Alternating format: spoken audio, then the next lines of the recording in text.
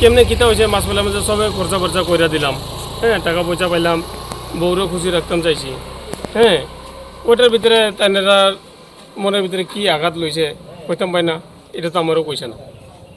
এরপরে আমি আইসি বাজার থেকে, সব কিছু আগে কিন্তু ট্রান্সফার করেছি বাজার টাজার, ফ্যামিলি রান্না দিলে তো খামু স্বাভাবিক, এটা মানুষ আমরা তো একটু লেট করতেই পারি, যে কোনো একটা সমস্যা হইতেই পারে, এটা মানুষের আমরা কত রকমের সমস্যা থাকতে পারে, ঠিক আছে না। এরপরে আয়া দেখি বাড়ির ফ্যামিলি রান্না টান্না করছে না, তে আয়া উঠাইলাম, বেটে কিন্তু ঘুমে আসলাম, ঘুমের পরে থেকে উঠানি পরে উঠাইলাম, রান্না টান্না করলো, এরপরে পরবর্তী আর কিতা হয়েছে আর আমি কইতাম বললাম, আমি সানে গেছিলাম, এরপরে থেকে আয়া এই অবস্থা দেখছি, শেষ, এ দূরই কথা আমার। মারধর করছেন এদের? না না না, মারধর করছি না স্যার। কি খাইছে?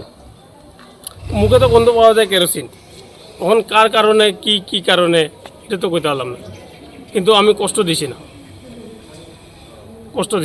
ও আমার গ্রামে আমার প্রধান আছে।